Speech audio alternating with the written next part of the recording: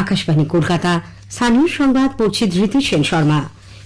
বিশেষ খবর হল, সাউথ ক্যালকাটা ল কলেজে এক আইনি পড়ুয়াকে ধর্ষণের ঘটনায় যুক্ত থাকার অভিযোগে এক অস্থায়ী কর্মী ও 2 পড়ুয়াকে বহিষ্কার করা হয়েছে। এই ঘটনার সঙ্গে যুক্ত দায়ের হওয়া জনস্বার্থ মামলাগুলি আগামী বৃহস্পতিবার শুনানি হবে বলে হাইকোর্ট জানিয়েছে। সুপ্রিম কোর্টের নির্দেশের পরেও অযোগ্য বলে চিহ্নিতদের নতুন করে পরীক্ষায় কেন বসতে দেওয়া হচ্ছে সে ব্যাপারে প্রশ্ন তুলেছে কলকাতা হাইকোর্ট। ইসরোর চেয়ারম্যান ড ভি নারায়ণন জানিয়েছেন, ভারতের মহাকাশ কর্মসূচি 2040 সালের মধ্যে বিশ্বের যে কোনো দেশকে ছাপিয়ে যাবে।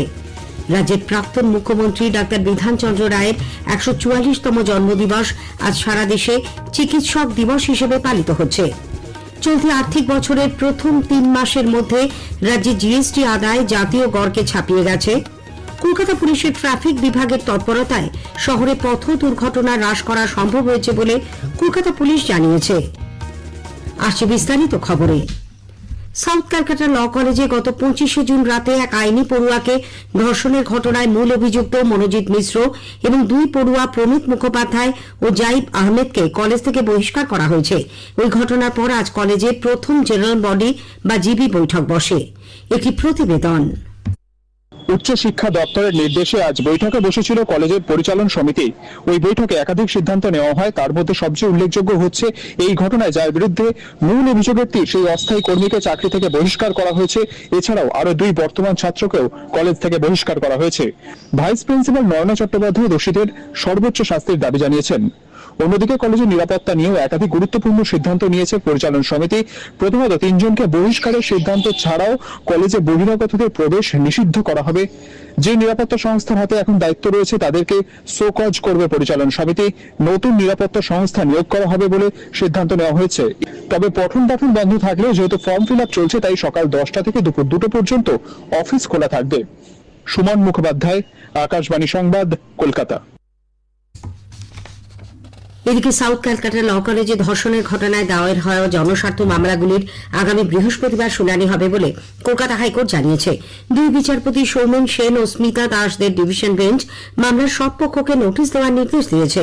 উল্লেখ্য, কসবা কাণ্ডে নিরপেক্ষ তদন্ত ও অভিযুক্তদের যথাযথ শাস্তির পাশাপাশি রাজ্যের কলেজগুলিতে নিরাপত্তা ও সুরক্ষা সুনিশ্চিত করা, ছাত্র সংসদের নির্বাচন দীর্ঘদিন না হওয়া সত্ত্বেও কলেজ ইউনিয়নগুলির বৈধতা সহ বেশ কয়েকটি অভিযোগে কলকাতা হাইকোর্টে মোট 3টি জনস্বার্থ মামলা দায়ের হয়েছে। আইনি পড়ুয়ার কলেজ ক্যাম্পাসে ধর্ষণের প্রতিবাদে আগামীকাল কালীঘাট থেকে কসবা পর্যন্ত মিছিল করার জন্য পুলিশের অনুমতি না মেলায় কলকাতা হাইকোর্টের দ্বারস্থ হয়েছে বিজেপি যুব মোর্চা। বিচারপতি তীর্থঙ্কর ঘোষের বেঞ্চে আজ মামলার শুনানি হতে পারে। অন্যদিকে 4 দিনের পুলিশ হেফাজত শেষে ধর্ষণ কাণ্ডে জড়িত 3 অভিযুক্ত মনোজিৎ মিশ্র, প্রমিত মুখোপাধ্যায়, জয়ীব আহমেদকে আজ ফের আলিপুর আদালতে তোলা হয়। কলেজের নিরাপত্তারক্ষী পিনাকি বন্দ্যোপাধ্যায়কেও একই সঙ্গে আদালতে তোলা হয়েছে। অভিযুক্তদের কঠোর শাস্তির দাবিতে আজ বিজেপির ব্যারাকপুর পুলিশ কমিশনারের অভিযানকে কেন্দ্র করে উত্তেজনা ছড়ায়। চিড়িয়ামোড় এলাকায় বন্ধ করে দেওয়া হয় যান চলাচল। বিজেপির দাবি, কৌস্তব বাগচি সহ দলের কয়েকজন নেতাকর্মী আহত হয়েছেন। বর্ধমানের আদালত চত্বরেও আজ সারা ভারত আইনজীবী সমিতির পক্ষ থেকে বিক্ষোভ দেখানো হয়। পাশ করার 5 বছরের মধ্যে কলেজ ক্যাম্পাসে ঢোকার ক্ষেত্রে নিষেধাজ্ঞা জারি করেছে যোগেশ চন্দ্র চৌধুরী ল কলেজের ছাত্র সংসদ। দক্ষিণ কলকাতার কসবা কাণ্ডের প্রেক্ষিতে ছাত্র সংসদের তরফে এক নির্দেশিকায় জানানো হয়েছে, বিশেষ পরিস্থিতি ছাড়া 5 বছরের মধ্যে প্রাক্তনীদের কলেজের কোন অনুষ্ঠানে আমন্ত্রণ জানানো বা যোগদানের অনুমতি দেওয়া হবে না। এই নির্দেশিকা আজ থেকেই কার্যকর হয়েছে। এক মহিলাকে জোর করে শারীরিক সম্পর্কে বাধ্য করার অভিযোগে পুলিশি তলবের বিরুদ্ধে কলকাতা হাইকোর্টের দ্বারস্থ হয়েছেন ভারত সেবাশ্রম সংঘের সন্ন্যাসী কার্তিক মহারাজ। তার বিরুদ্ধে দায়ের করা এফআইআর বাতিল করার আবেদন জানিয়ে বিচারপতি জয় সেনগুপ্তর এজলাসে মামলা দায়ের করেছেন তিনি। আগামীকাল মামলার শুনানি হবে।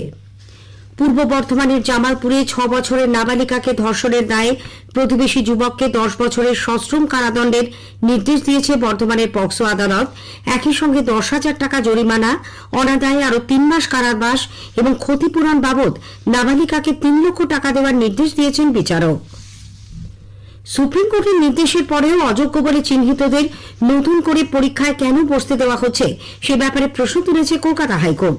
বিচারপতি সৌগত ভট্টাচার্য রাজ্য ও স্কুল সার্ভিস কমিশনকে আগামী সোমবারের মধ্যে এই সংক্রান্ত জবাব দিতে বলেছেন। বিচারপতি বলেন 26,000 চাকরি বাতিলের পর স্কুল সার্ভিস কমিশন যে নতুন নিয়োগের বিজ্ঞপ্তি জারি করেছে তা নিয়ে একাধিক প্রশ্ন রয়েছে। শীর্ষ আদালতের রায় অনুযায়ী পুরনো বিধি মেনে নিয়োগ প্রক্রিয়া করার পরিবর্তে নতুন করে কেন বিজ্ঞপ্তি জারি করা হলো তা নিয়েও প্রশ্ন তুলেছে আদালত।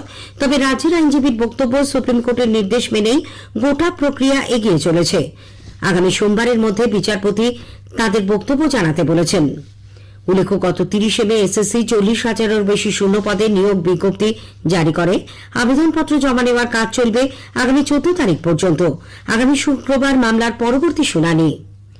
উচ্চ মাধ্যমিক শিক্ষা সংসদ দ্বাদশ শ্রেণীর তৃতীয় সেমিস্টারের রেজিস্ট্রেশনের জন্য নতুন সূচি প্রকাশ করেছে। সংসদের তরফে এক বিজ্ঞপ্তিতে বলা হয়েছে 7 জুলাইয়ের পরিবর্তে আগামী 14 জুলাই থেকে 24 জুলাই পর্যন্ত অনলাইনে এনরোলমেন্ট ফর্ম জমা দেওয়া যাবে। ইসরোর চেয়ারম্যান ড ভি নারায়ণন জানিয়েছেন, ভারতের মহাকাশ কর্মসূচি 2040 সালের মধ্যে বিশ্বের যে কোনো দেশকে ছাপিয়ে যাবে। আজ আইআইটি খড়গপুরে ইসরোর এসটিসি কনফারেন্স 2025-এর উদ্বোধন করে তিনি একথা জানান। ড নারায়ণন জানিয়েছেন, বিকশিত ভারতে অবদান রাখার জন্য বিভিন্ন কর্মসূচি রূপায়িত হচ্ছে।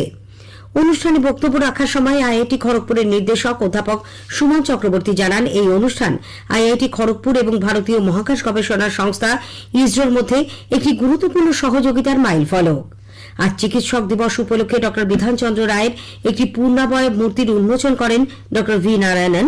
ভারতের প্রথম মহিলা ডাক্তার কাদম্বিনী গাঙ্গুলিরও একটি মূর্তির উন্মোচন করেন তিনি। স্থানীয় সংবাদ শুনছেন আকাশবাণী কলকাতা কেন্দ্র থেকে।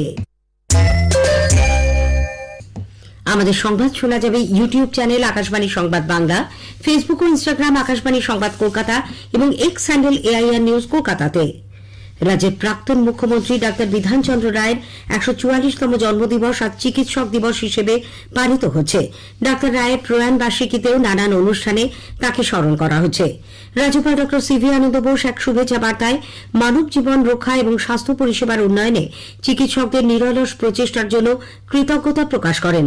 মুখ্যমন্ত্রী মমতা ব্যানার্জি চিকিৎসক দিবসে এই পরিষেবার সঙ্গে যুক্ত সকলকেই শুভেচ্ছা জানিয়েছেন। কলকাতা পুরসভার উদ্যোগে কেওড়াতলা মহাশ্মশানে ড রায়ের মূর্তিতে মালা দিয়ে শ্রদ্ধা নিবেদন করেন পুরসভার চেয়ারপারসন সাংসদ মালা রায় এবং অন্য মেয়র পারিষদরা। প্রদেশ কংগ্রেস কার্যালয় বিধান ভবনেও আজ যথাযোগ্য মর্যাদায় দিনটি পালিত হয়। উপস্থিত ছিলেন প্রদেশ কংগ্রেস সভাপতি শুভঙ্কর সরকার, প্রাক্তন সাংসদ প্রদীপ ভট্টাচার্য প্রমুখ। আরজিকর মেডিকেল কলেজ হাসপাতালে প্রাক্তনীদের সংগঠন এই উপলক্ষে এক অনুষ্ঠানে ডাক্তার বিধানচন্দ্র রায়ের মূর্তিতে মালা দিয়ে শ্রদ্ধা জানান। অনুষ্ঠানে প্রধান বক্তা হিসেবে ছিলেন রাজ্যসভার প্রাক্তন সাংসদ জওহর সরকার। এছাড়া আরজিকর হাসপাতালের অধ্যক্ষ ডাক্তার মানস বন্দ্যোপাধ্যায়, পশ্চিমবঙ্গ হেলথ ইউনিভার্সিটির প্রাক্তন ভাইস চ্যান্সেলর ডাক্তার ভবতোষ বিশ্বাস প্রমুখ।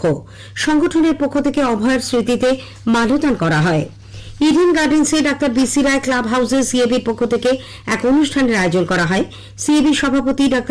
সিএবির সভাপতি স্নেহাশিস গাঙ্গুলি ডাক্তার রায়ের মূর্তিতে মালা দিয়ে শ্রদ্ধা জানান। নদিয়ার কল্যাণী, পশ্চিম বর্ধমানের দুর্গাপুর সহ বিভিন্ন জায়গা থেকেও এই উপলক্ষে বিভিন্ন অনুষ্ঠানের খবর মিলেছে। হাওড়ায় জাতীয় চিকিৎসক দিবস উপলক্ষে ইন্ডিয়ান মেডিকেল অ্যাসোসিয়েশনের পক্ষ থেকে এক সভার আয়োজন করা হয়। চলতি আর্থিক বছরের প্রথম 3 মাসের মধ্যে রাজ্যে পণ্য পরিষেবা কর জিএসটি আদায় জাতীয় গড়কে ছাপিয়ে গেছে। এই সময় কেন্দ্রীয় জিএসটি আদায়ের সর্বভারতীয় গড় 14%। এ রাজ্যে সেই হার 16% মতো বলে সিজিএসটি কলকাতা জোনের চিফ কমিশনার শ্রবণ কুমার আকাশবাণীকে জানিয়েছেন। তিনি বলেন, কর আদায় ব্যবস্থার সরলীকরণ, করদাতাদের সঙ্গে নিবিড় যোগাযোগ ও নিরন্তর প্রচারের মধ্যে দিয়েই এই সাফল্য অর্জন করা সম্ভব হয়েছে। अभी हम लोगों ने टैक्स बेस कानून हाईलाइट करते हैं जो इस साल पहले 2-3 महीनों में ऑल इंडिया 14% के आसपास बढ़ा है। हमारे क्षेत्र में ये 16% से ऊपर बढ़ा है। जनरली हम नेशनल एवरेज से थोड़ा पीछे रहते हैं, तो ये हम सबका सम्मिलित प्रयास से है, उसका रिजल्ट है। সিজিএসটি কলকাতা জোনের উদ্যোগে আজ 8ম জিএসটি দিবস যথাযথ মর্যাদায় পালিত হয়। কলকাতা পুলিশের ট্রাফিক বিভাগের তৎপরতায় শহরে পথ দুর্ঘটনা হ্রাস করা সম্ভব হয়েছে বলে নগরপাল মনোজ ভার্মা দাবি করেছেন। কলকাতার আলিপুর চিড়িয়াখানার সামনে আজ পথ নিরাপত্তা সপ্তাহের সূচনা করে তিনি এই দাবি করেন। নগরপাল বলেন, গত বছর প্রথম 6 মাসে পথ দুর্ঘটনায় মৃত্যুর সংখ্যা ছিল 92। এবছর গতকাল শেষ হওয়া প্রথম 6 মাসে সেই সংখ্যা কমে হয়েছে 84।